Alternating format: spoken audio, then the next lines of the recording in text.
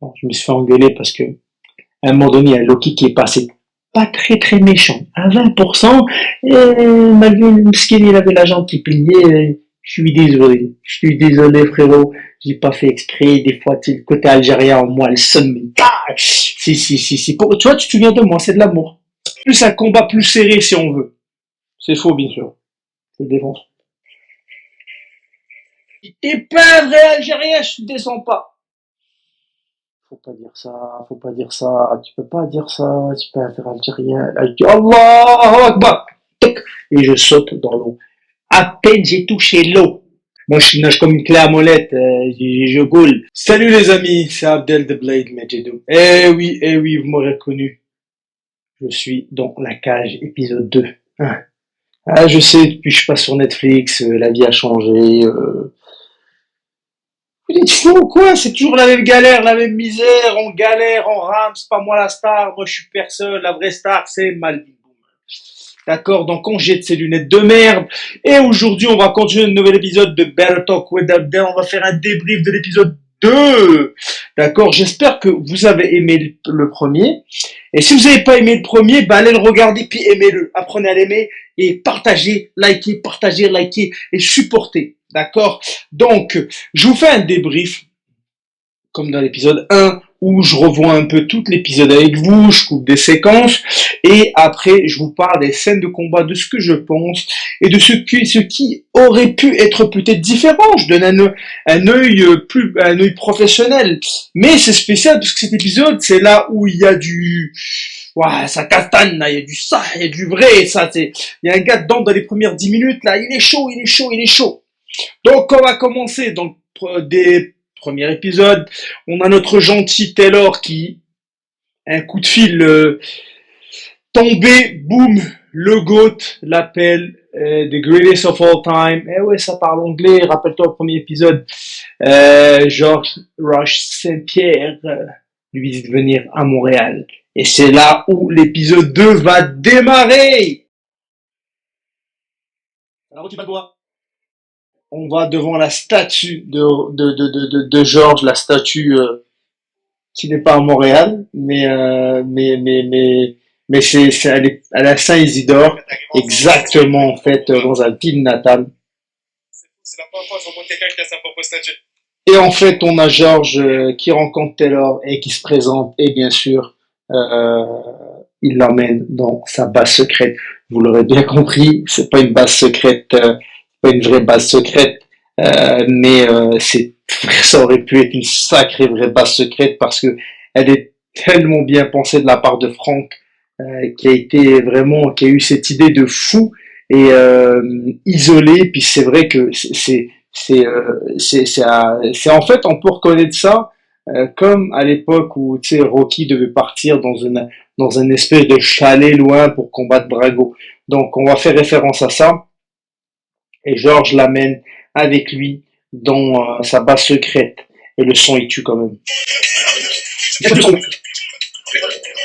Donc comme dans ce combat, ben, Taylor il doit combattre Ibrahim et en fait normalement quand on fait un camp d'entraînement, moi j'aimais mieux comme ça de garder mon camp d'entraînement secret. Maintenant avec le poison des réseaux sociaux, on est obligé de montrer tout le temps ce qu'on doit faire, les ci, les ça.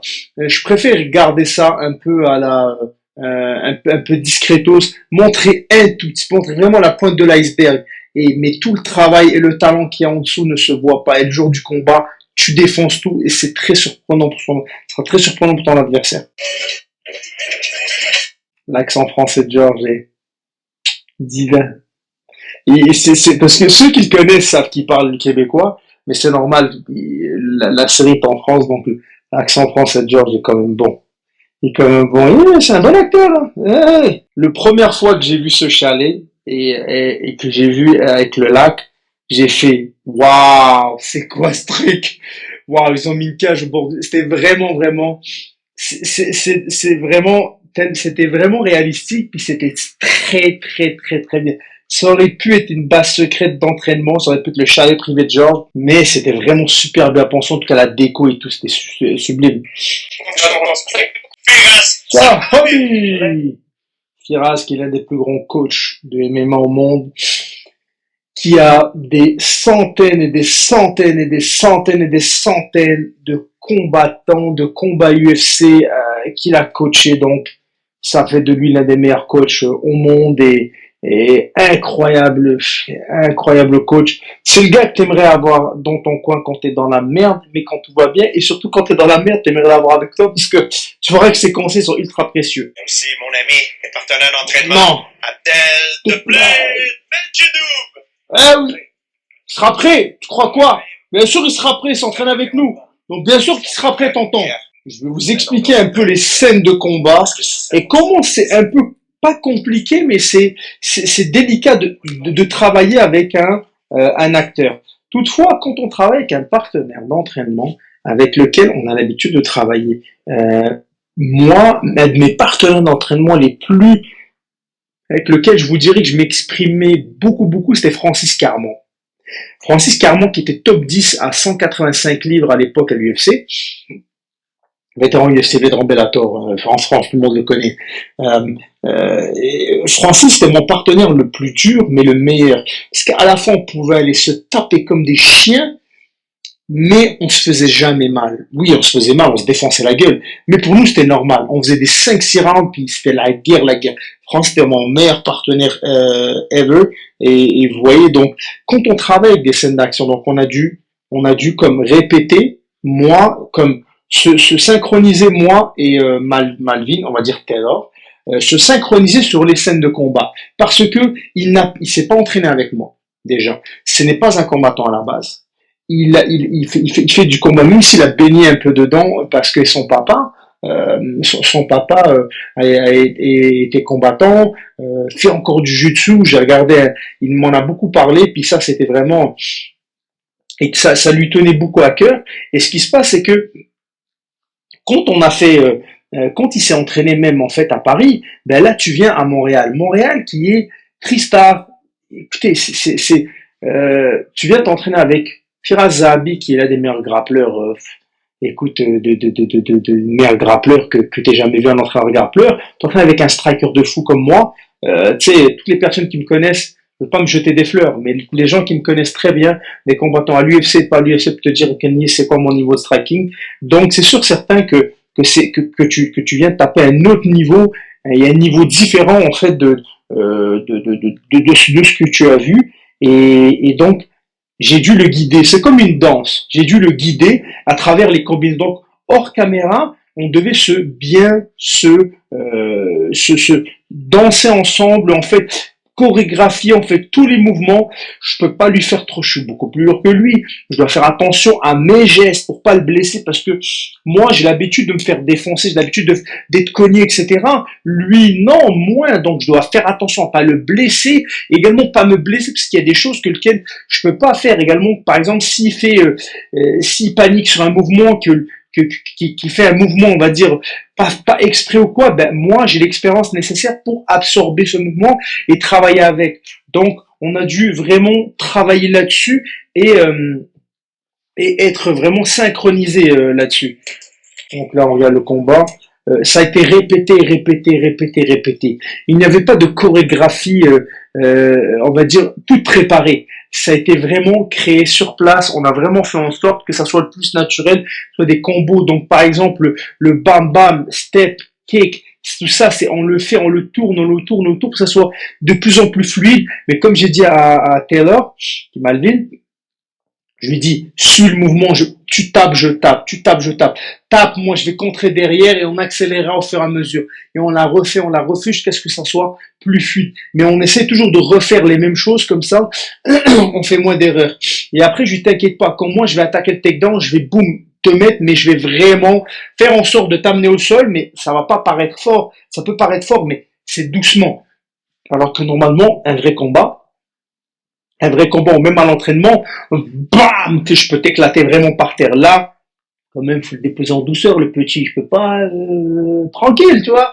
Mais il faut vraiment faire très attention parce que je dois pas le blesser. Moi, j'ai plus de tolérance à la douleur. Je dis pas que lui n'en a pas. Juste que il faut vraiment, on travaille. C'est du cinéma. mais il faut se rapprocher de la réalité sans trop la toucher, mais sans trop t'éloigner non plus, parce que ça doit rester sur un fil qui soit sécuritaire. Même si on la frôle un petit peu, on se fait un petit peu mal, et on doit quand même continuer. Donc là, bien sûr, patate,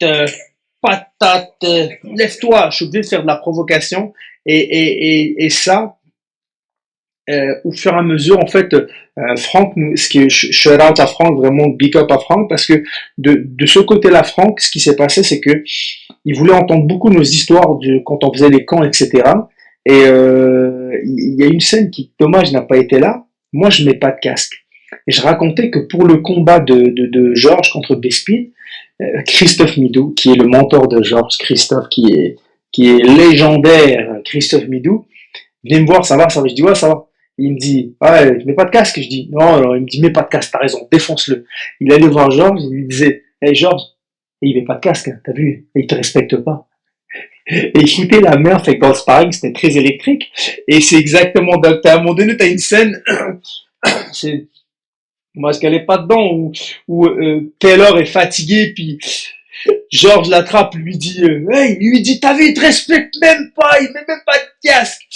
Et c'était hilarant, c'était vraiment, et c'est une scène qui est réaliste d'un camp d'entraînement de Georges. Firas, maintenant, dans cette scène-là, il va y faire du travail en cage, en pression, parce que quand on a un adversaire qui est gros comme Ibrahim, Bosch, il faut pas rester comme devant lui. Il faut vraiment que tu bouges beaucoup, que tu le fatigues. Plus il bouge, plus il se fatigue. Toi, t'es plus petit que lui, t'es agile. Donc, automatiquement, bam, bam, va-t'en, dégage, angle, bam, tu boxes un peu à l'intérieur. Il faut vraiment le rendre fou, qu'il essaie un peu comme le chat et la souris, d'essayer d'un peu de catch, de t'attraper. Et c'est ce que Firas fait avec lui. Tout de suite, lui met de la pression dans la cage et là, il dégage. Puis là, on a des meilleurs coachs de grappling au monde et c'est très, et on va avoir un gars comme Alvin qui vraiment va avoir des très haut niveau et qui va travailler. Croyez-moi, Firas, oh, il est vraiment, il va te tuer là comme il faut. Là, tu vas rien comprendre de ce qui t'arrive, c'est un ovni. Ouais, un petit coup sur les fesses quand même, hein, parce qu'il fallait que je relève le petit. Hein. Faut que je le tape un peu quand même. Hein. Et ça, en MMA, c'est légal. J'ai le droit de taper au corps avec des kicks au corps sans aucun problème, mais je peux pas frapper avec mes pieds à la tête s'il est au sol. Mais toutefois, lui, il peut me frapper avec les pieds à la tête. Par exemple, s'il se relève sur un pied, boum, il peut me frapper, mais moi, je ne peux pas. Alors là, on continue. Je lui mets beaucoup de pression. Et ça a été vraiment de la part de Franck qui m'a dit, tu peux y aller. Pas trop. Malvin a demandé aussi, il a attendez, il a demandé, il a dit ouais tu peux y aller, mais Firas et Georges ont dit non, tu veux pas ça, c'est non parce que c'est sûr que on peut pas comparer. Moi je suis un gros striker, il est plus petit que moi, puis c'est pas le même niveau. J'y vais comme j'y vais avec Georges ou avec d'autres, c'est pas pareil, on n'est pas là pour se friter non plus.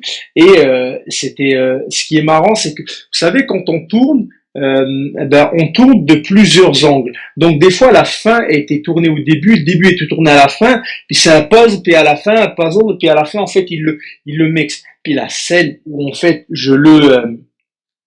le tabasse entre guillemets, elle s'est passée à la fin. Fait que ce qui s'est passé, c'est que Franck dit à tout avec David Crispin, qui est adorable coproducteur, qui dit ok, maintenant on filme le début quand Malvin il arrive, que vraiment il en peut plus, il abandonne. Donc il dit je dis c'est la scène de tabassage, il dit exact, fait que tu lui défonces la gueule. Et puis Malvin dit quoi? Il dit ouais petit là pour toute la production il a fait chier tout le monde, tu le défonces. Donc c'est vraiment tu sais comme c'était je devais venger un peu tout le monde, c'est pour ça que j'y vais un peu, mais je le tape pas vraiment.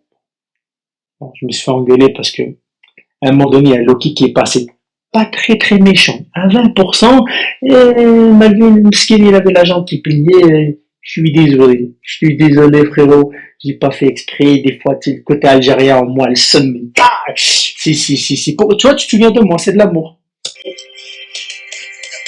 Donc bien sûr les coups au corps, on voit, tu sais, je les travaille, je dois les travailler en roulement pour ne pas non plus lui faire mal. Et donc c'est ce que je lui dis regarde, on s'est coordonné plusieurs reprises pour que j'aille au corps, et là bam, vraiment pour y aller, et j'y vais, des fois je tape, au lieu de taper rond, je tape comme ça, pour mettre comme des claques, mais je tourne mes poings, et je tourne le corps, comme si ça paraissait en fait que je le frappais fort, mais non, Après, bon, les effets spéciaux, il y a également des systèmes maintenant de prolongement, en tout cas, Franck nous a expliqué un peu ça. C'est très technique et puis c'est ça. C'est des effets spéciaux.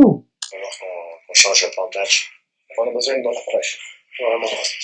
On a besoin de notre approche parce qu'il faut qu'on change notre plan de match. Le petit, il n'était pas prêt à ce point-là. Georges l'a jeté à l'eau. Cette eau était froide, sa race. Était froide, sa race. Petite anecdote, on est en train de se faire maquiller. Monsieur Saint-Pierre me dit, tu veux pas aller dans l'eau avec moi? Je fais, ouais. Je descendu au bas avec mon petit peignoir. Bon, déjà, je suis pas un très bon nageur. Hein. Peignoir. Et lui, il est dans l'eau tranquille. Là. Lui, il a l'habitude de faire des mains glacées, monsieur, à 4-5 degrés. Hein, tu vois, tranquille. Là, lui, ça roule. Et moi, je mets mon pied. Je dis, Wallah, je descends pas. Wallah, l'adim, casse-toi, je descends pas. Je dis, non, je m'en vais en haut. Il me dit, t'es pas vrai Algérien, je descends pas. Faut pas dire ça, tu peux pas dire ça, tu peux faire algérien. Là, je dis, Allahu Akbar. Et je saute dans l'eau. À peine j'ai touché l'eau, je suis ressorti. Je suis sorti directement. Elle était tellement gelée, c'était des rasoirs. Je suis sorti. Et là, viens, gentil monsieur. Photographe qui rase des sons, j'ai un gentil monsieur. Photographe de Netflix qui dit, ah les gars, on va prendre une photo. Je pleurais. J'ai dû aller dans l'eau encore avec Firaz. Les deux me tenaient. J'étais comme ça en train d'essayer de flotter. Et le gabarit que j'ai, je suis pas capable de flotter. Je coule, moi. Moi, je nage comme une clé à molette. Je coule. Il me tenait. Moi, je prenais la photo. J'étais là. Prends ta photo. Il y a un monsieur de la sécurité. C'est un espèce, je pense, un pompier qui est là. Je sais que pousse-moi de là, toi, le sauveteur. Reste pas loin. On a pris la photo. Je suis remonté, j'ai pris une douche, elle était glaciale, mais ça fait du bien. Donc là, on y va. Là, Georges va l'entraîner très très dur, et nous on va continuer durant le camp d'entraînement à l'entraîner très très dur, et pour qu'il soit prêt.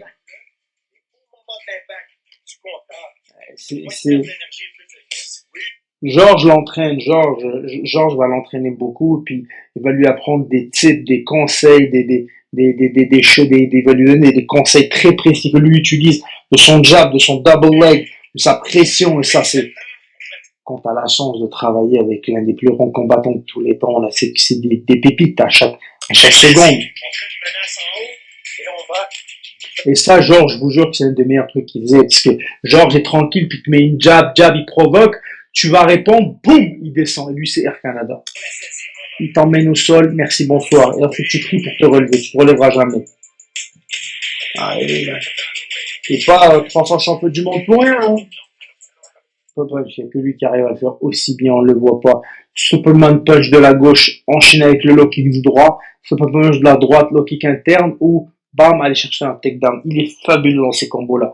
Il n'y a que lui qui arrive à faire ça, on le voit même plus dans les combats. Donc on a la scène où en fait on est tous en train d'argumenter un peu, de voir le combat de Ibrahim, et puis trouver un peu des choses à ajouter. Ils agissent qui bouge autour de lui. Exact, parce qu'il est petit par rapport à son adversaire, et on saute directement, on va. Les steps avec Monsieur Saint-Pierre. Une autre bagarre avec moi. Ah, on voit que là il évolue, etc. Donc c'est sûr que vu qu'on l'a filmé un peu, donc un peu dans tous les angles, on va dire on aussi entend, donc là on va dire là il a évolué. Donc là par rapport au premier où il s'est laissé un peu, il s'est ébranlé, il était pas très bien, il était dépassé par les événements, il venait d'arriver, il se fait tabasser par moi, et là on va dire là il regagne de l'énergie, il a travaillé fort, etc. Puis là, on est comme mitigé dans nos sparring. Donc, on échange bien ensemble. Donc là, on est plus, on va dire, c'est plus un combat plus serré si on veut. C'est faux, bien sûr. Je le défonce.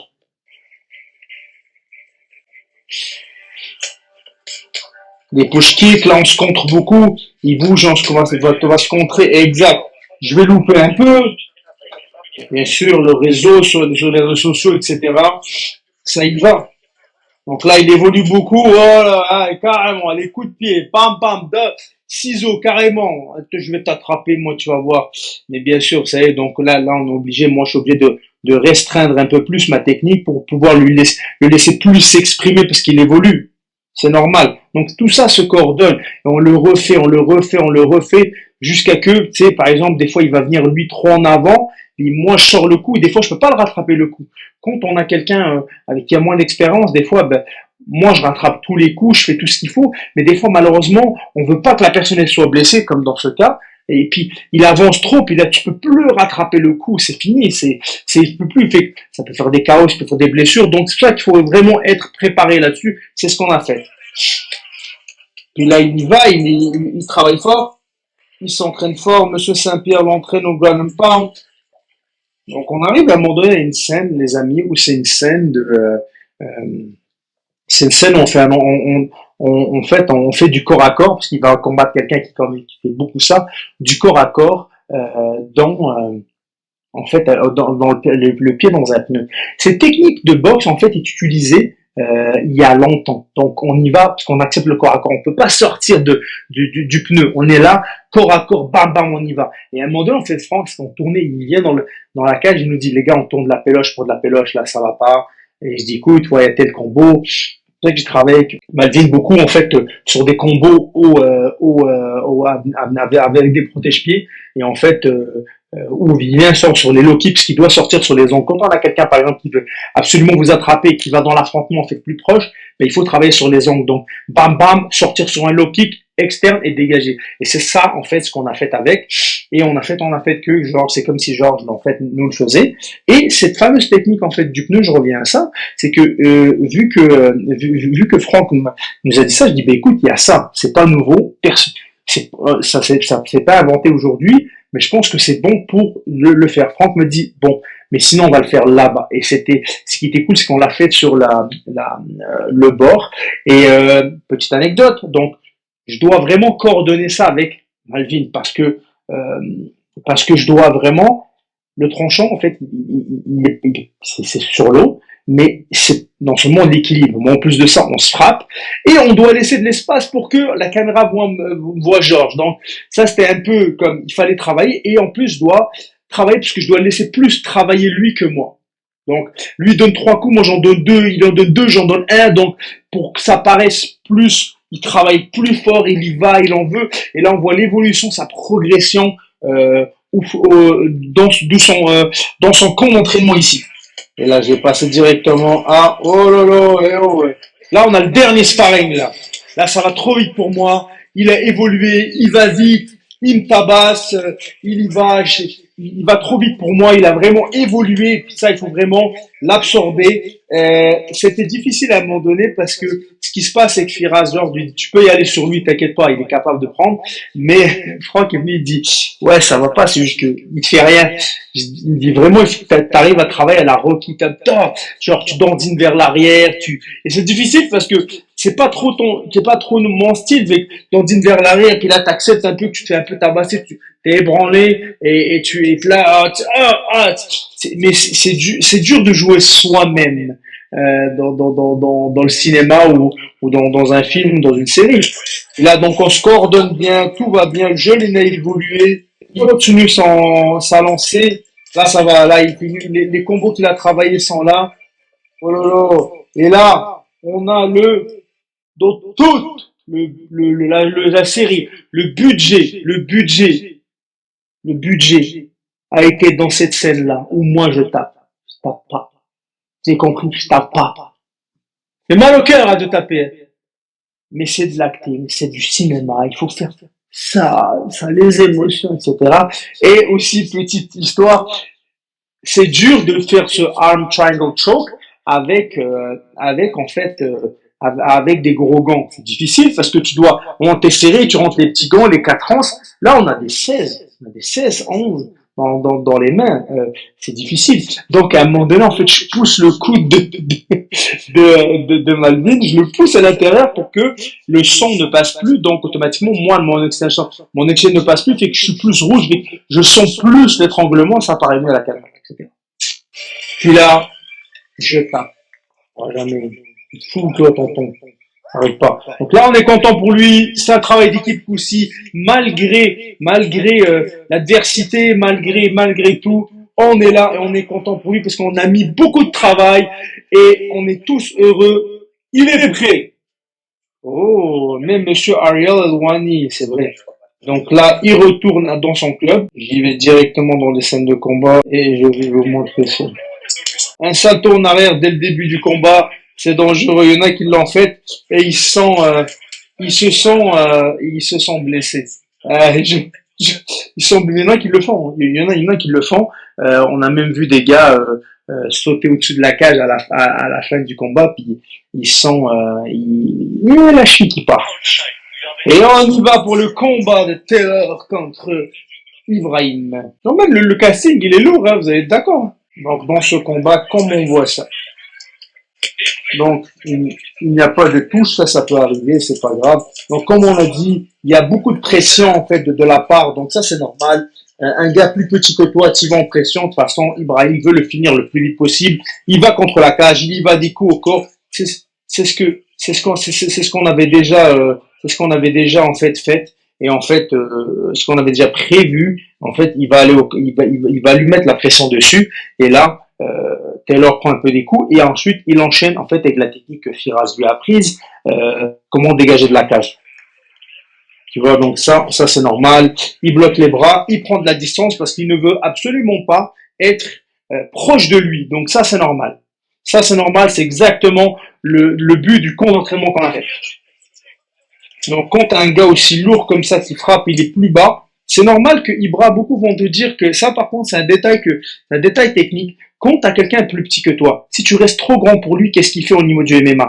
Il rentre beaucoup mieux, il rentre beaucoup plus au niveau des takedowns. Alors quand tu descends plus bas à son niveau, c'est plus dur pour lui d'aller chercher le takedown, même pour la boxe. Donc ça c'est un détail qui est très important. Donc on continue. Donc les jabs, on travaille avec les points, etc. Voilà, le travail de cadrage est là. Le travail de cadrage, il est bon. Donc les genoux, etc. au corps, ça c'est bien. C'est exactement ce qu'il faut faire. On aurait pu faire une amenée au sol, mais plus dur d'amener au sol quelqu'un quand il est plus petit que toi, mais il l'a fait lors de leur sparring si on veut. Bon, on accélère un peu. Oui, donc on a des beaux échanges, donc c'est bon. On échange pied-point. Alors, juste une petite parenthèse. Quand par exemple, quand t'es vraiment costaud pour quelqu'un qui est plus petit que toi et que tu veux le boxer, c'est toujours mieux d'être à une distance beaucoup plus, moi ce que je ferais, c'est une distance beaucoup plus grande que d'être trop proche. Et là, il le charge comme ça, alors que c'est vrai que moi, j'aurais plus tendance, en fait, à être, vu que je suis plus grand et plus long bras, boum, à être plus long et là, bam, bam, bam, faire des mouvements plus larges. Quand je suis trop proche, je lui donne il peut vite partir alors que les mouvements sont proches et également, je peux perdre la balance. Alors, quand je suis un petit peu plus loin, par exemple, eh ben, je mets des coups, ram, ram, ram. Il y a un espace que même s'il se barre, j'ai le temps de le rattraper tout de suite avec mes déplacements. Et survie le premier round! Le front kick dans le visage, c'est très, ça a mis KO plus d'un. Lyoto Machida a mis KO Randy Couture, Anderson Silva a mis KO, je pense des Victor Belfort, quelque chose comme ça. Ouais, vraiment des front kicks comme ça, c'est bon. Mais c'est vraiment des jetés vers l'avant. Là, c'était plus un front kick push, un peu un push, mais tu peux mettre un front kick dans le visage et là, bam, tu vas vraiment bam. Mais là, c'est sûr qu'on doit faire attention, pas blesser l'autre, hein. Techniquement parlant, là, la scène est au ralenti. On a Ibrahim qui l'a frappé, il l'a sonné, il l'a mis KO si on veut. En boxe, tu peux récupérer, en MMA, tu peux pas récupérer. Là, il l'a mis KO, mais il reste à sa place. C'est, tout dépend. Vraiment, tout dépend. Ça peut être réaliste et pas réaliste. Réaliste dans le sens où, quand on a un adversaire arrogant comme le personnage d'Ibrahim, et que, par exemple, là, il reste, puis allez, vas-y, tellement que je suis grand, je vais te laisser te mettre debout. Mais techniquement parlant, dans 90% des cas, 99% des cas, le gars il t'a mis KO, il court sa race, il va à la Usain Bolt taper un sprint pour te défoncer, pour te finir. Mais, il se peut, c'est vrai, je l'ai déjà vu, que des gars te mettent KO et te disent hey, lève-toi. Mais là, le problème, c'est que les amis, c'est que on peut avoir une intervention de l'arbitre qui peut venir nous dire hey, le combat est terminé, lève-toi, parce que t'as plus de défense. L'arbitre est là pour vous protéger. L'arbitre, à partir du moment où il n'y a pas de défense, il t'arrête tout de suite. Donc là, bon là, on va mettre c'est le truc de des scènes, etc. Parce que ça va tout au ralenti, donc c'est normal. Alors il y a un gros contre de la part, il revient en même temps. Donc bien sûr une erreur, un beau body shot, un crochet à la tête, ça c'est beau. Oh il est motivé, oh le Superman punch de George. George le fait mieux par contre. Celui-là était plus vers l'extérieur, George le fait à l'intérieur. Il n'y a que George qui peut faire le Superman punch, il n'y a personne d'autre.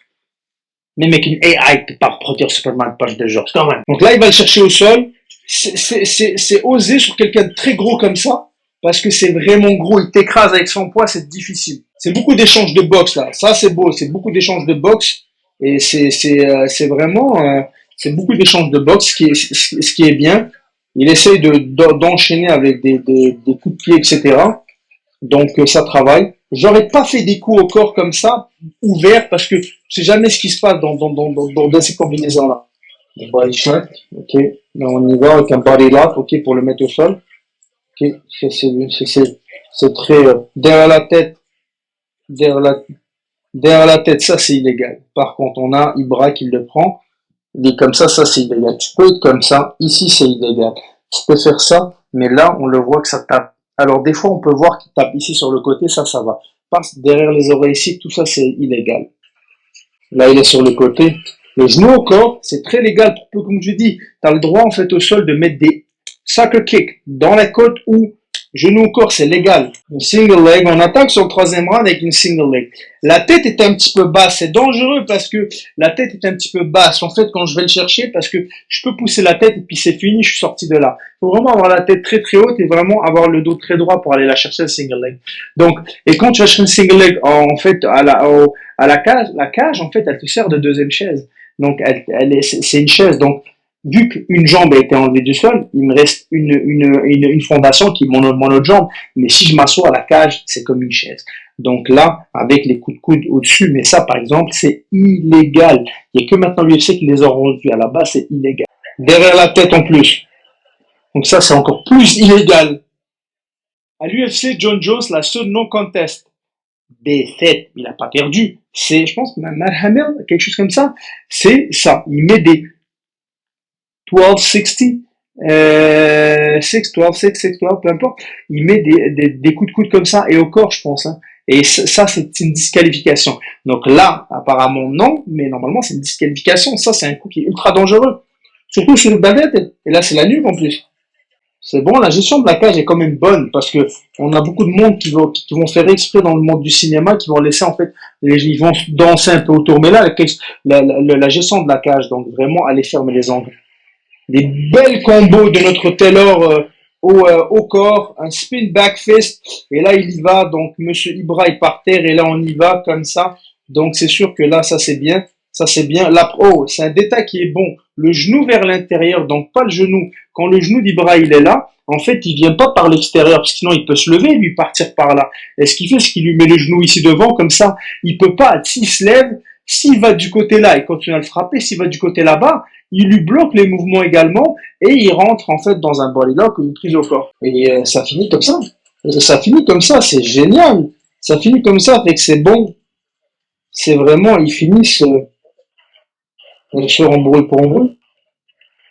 Mais voilà, donc c'était un match nul. Voilà les amis, donc ça c'était le débrief de l'épisode 2, hein, qui est le plus important parce que je suis dedans, ok? Donc ça a été le débrief de l'épisode 2. J'espère que ça vous a plu. On se retrouve pour l'épisode 3. Et n'oubliez pas, commentez, likez. À très bientôt. Salut. Je te jure, elle me gratte depuis tout à l'heure.